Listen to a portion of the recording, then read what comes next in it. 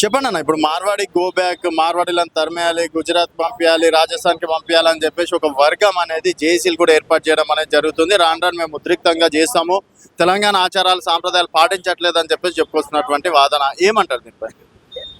అనా ఈ Marwadi go back అనే ఒక ఉద్యమంలో స్పష్టంగా తెలుస్తా ఉంది. ఉద్యమాన్ని ఎవరైతే తెర మీద తీసుకొచ్చారో వారిని బాగా గమనిస్తే గతంలో ముందు పీప్ ఫెస్టివల్ పేరుతోటి ఓయూలో కంచాయిలే ప్రొఫెసర్ పెట్టి హిందూ సమాజాన్ని రెచ్చగొట్టే ప్రయత్నం చేశాడు.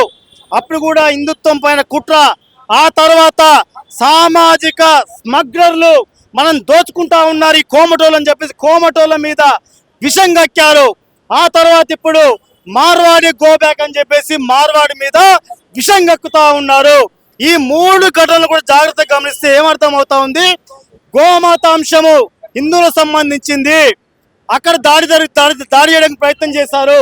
ఆ తర్వాత కోమట వాళ్ళు ఎక్కడైతే దేవాలయాలు ఉంటాయో హిందువులకు సంబంధించి అక్కడ దేవాలయాల అభివృద్ధి కొంచెం దోహదం చేస్తూ ఉంటారు, మన సంస్కృతి సాంప్రదాయాలకు నిలబడతా ఉంటారు. అలాంటి వారి మీద దాడి జరిగింది. ఆ తర్వాత తెలంగాణ రాష్ట్రంలో గోశాలకు కొంచెం పోషణ ఇచ్చి వాటిని కాపాడే ప్రయత్నం చేసిన, అదేవిధంగా దేవాలయాల అభివృద్ధికి కొంచెం కొన్ని రకాలటువంటి దాన కుట్ర మీరు చూడండి, ఇక్కడ కంప్లీట్ గా కనబడతా ఉంది. కంచాయిలైన అతను రాహుల్ గాంధీతో వచ్చి కలిసి వచ్చిన తర్వాత తెలంగాణలో మొదలైంది. ఇట్లా అనేక అంటే ఇద్దరు మనుషుల మధ్య జరిగినటువంటి ఇష్యూ ఇంత పెద్ద రావడానికి గల కారణం ఏంటి? ఇప్పుడు ఇద్దరు మనుషుల మధ్య జరిగిన ఇష్యూ అని చెప్పేసి ముందు చెప్పారు, దళితునిగా కులం పేరు పెట్టి దూషించారని ముందు చెప్పారు.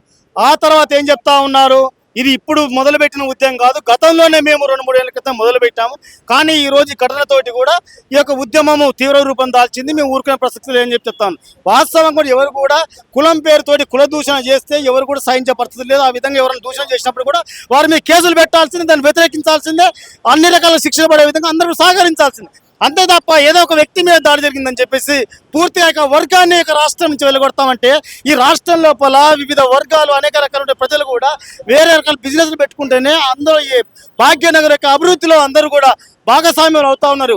ఈ రకంగా రాష్ట్రం లోపల ఏదో ఒక వర్గం పేరుతో కులం పేరుతో ఇట్లా అల్లరి సృష్టిస్తే ఈ రాష్ట్రానికి రావాల్సినటువంటి సంస్థలు కావచ్చు, ఇంక కంపెనీలు కావచ్చు, ఏ కూడా రాకుండా పోతాయి.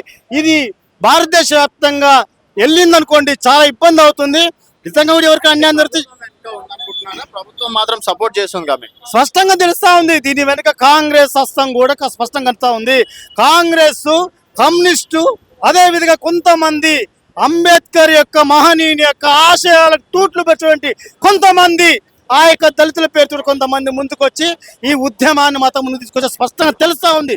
దీంట్లో ఎక్కడ కూడా ఎవరికి అనుమానం లేదు. ఎందుకంటే ఎంత పెద్ద కారణం లేకుండా, ఎలాంటిది లేకుండా కూడా ఈరోజు ఇంత పెద్ద ఉద్యమానికి తెరలేపుతా ఉన్నారంటే అర్థం చేసుకోవచ్చు. ఈ ఉద్యమానికి ముందు శ్రీకారం చుట్టూ ఎవరు ఒకసారి ఆలోచించండి. ఖచ్చితంగా వీళ్ళు చేసిన ఉద్యమానికి ఎవరు కూడా తెలంగాణ ప్రజలు కూడా అంగీకరించిన పరిస్థితి లేదు. తెలంగాణ సమాజాన్ని కూడా వీళ్ళ కుట్రల పట్ల జాగృతం చేస్తాం.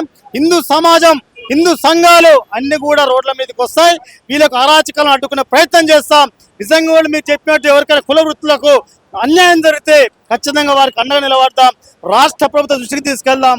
ఆ యొక్క వృత్తుల యొక్క కులాలను కాపాడే పని చేద్దాం. అంతే తప్ప ఏదో ఒక సంఘటన నేపథ్యంలో ఈరోజు తెలంగాణ రాష్ట్రం లోపల అల్లలు సృష్టిస్తాం, హిందుత్వవాదులను, హిందూ ధర్మాన్ని విచ్ఛిన్నం చేస్తాం అని చెప్పేసి ఎవరైనా ఆలోచిస్తే మాత్రం మీ యొక్క ఆటలు సాగడానికి చూస్తూ ఊరుకోవడానికి మీ సిద్ధంగా అని తెలియజేస్తాను.